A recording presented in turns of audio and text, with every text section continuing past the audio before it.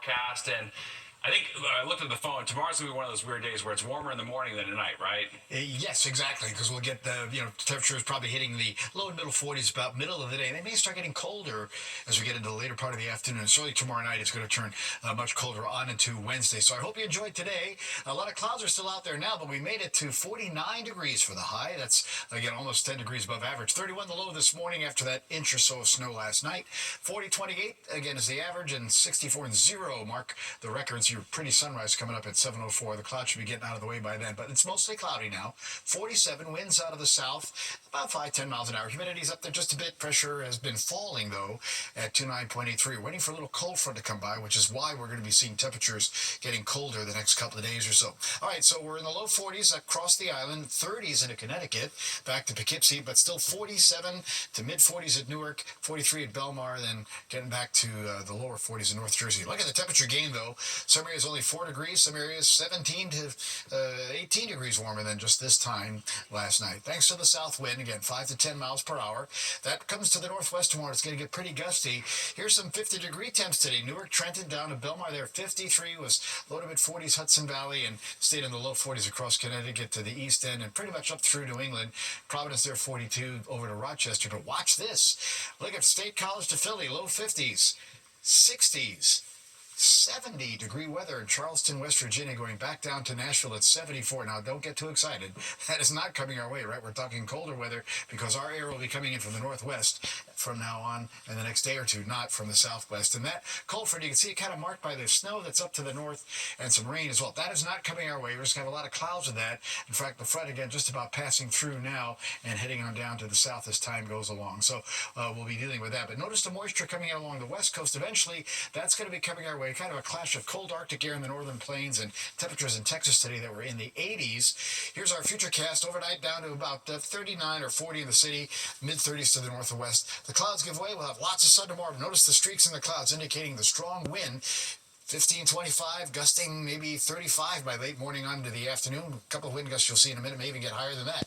Tomorrow night, here comes the colder air. Down into the 20s we go, even some high teens in the colder spots there, the Hudson Valley to about 20 in North Jersey, and then only low and mid-30s on Wednesday as the clouds increase. And then late at Wednesday night, snow moves in. Could be an inch or two accumulation, particularly north of the city before it goes into sleet and freezing rain. So that could be a little icy mess north of town on Thursday. Here's the wind for tomorrow. And again, gusting in the morning to about 25 early on. Look at the gusts picking up 40, 45 miles per hour late morning into the afternoon. It'll settle down to more evening. 38 tonight in town. Again, some mid-30s in the suburbs with a fair amount of clouds. Tomorrow, sunshine, windy day, 44 will be the high. That is still above average for this time of the year. All right, some clouds Wednesday, snow at night, 35, and then that snow to rain for the city. It could be snow to freezing rain and some sleet inland on Thursday. We'll have to watch that.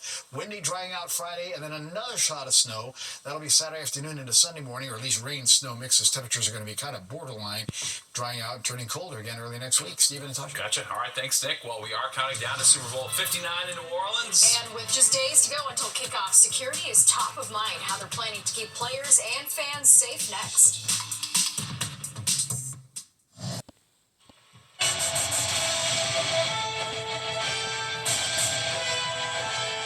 Security ramping up at the Big Easy ahead of Super Bowl 59, and the big game is kicking off just over a month after the deadly attack in the French Quarter. Fox's Madison Scarpino with more on the plans to keep everyone safe. Welcome back to the city of New Orleans. It's all hands on deck as New Orleans puts the finishing touches on security preps for Super Bowl 59 this weekend. The city is hosting the game for an 11th time, but there's added pressure this year after a New Year's Day terror attack on Bourbon Street killed 14 people. We're about to be on a national stage again, and I hope we can pull it off. Newly confirmed Homeland Security Secretary Kristi Noem visited the French Quarter on Monday to honor the victims of that attack. She also toured the Superdome to preview security measures for Sunday's game, reminding the public, if you see something, say something. Keep saying something until you are heard. If you see something that has not been dealt with, to continue to raise the level of awareness until the response has been taken care of. Officials say while there are no credible threats to the public, there will be an enhanced security zone around Bourbon Street starting Wednesday and mandatory back searches for anyone entering the area. Thousands of state, federal, and local law enforcement officers are being deployed, and authorities say they're bringing in additional physical barriers to secure entry points. We have worked tirelessly to ensure that the security and the safety of this city remains intact, and I believe it absolutely will be. New Orleans officials say many of these security measures will carry over into the Mardi Gras season. In Atlanta, Madison Scarpino, Fox News. And the countdown is on to the big game. We're just 6 days away from the Puppy Bowl. Animal Planet airs the Puppy Bowl every year on Super Bowl Sunday, and today they hosted a tailgate party for the pups. It got fans pumped for the game, but also introduced adoptable puppies from local shelters to potential new families. The Puppy Bowl starts at 2 p.m. on Sunday. All right, and remember, Fox 5 is your home for Super Bowl 59. We're going to have stories and guests as we lead up to the big game on February 9th. And there's more of the 10 o'clock news straight ahead. But first, here's a look at what's coming up at 11 o'clock on Good Night New York.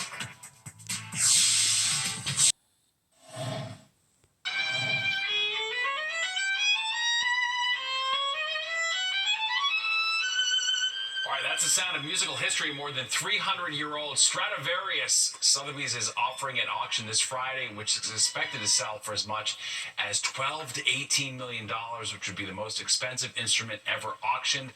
The violin's currently owned by the New England Conservatory in Boston, and proceeds from the sale will go toward student scholarships. That is a real once-in-a-lifetime item. Wow. And don't go anywhere. Good night.